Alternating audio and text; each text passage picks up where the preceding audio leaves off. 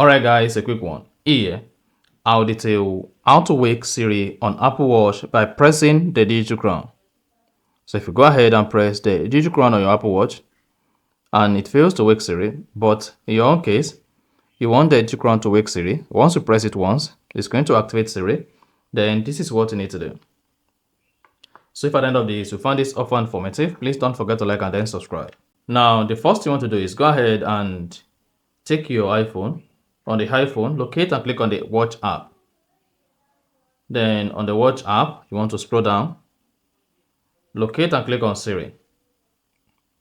Under Siri, turn on or enable press digital crown. Then go ahead and take your Apple Watch. Now on the Apple Watch, press the digital crown, then you should see the Siri wake. You see that? And then you are good. So that is exactly how to enable digital crown to wake Siri on Apple Watch. If you found this offer informative, please don't forget to like and then subscribe.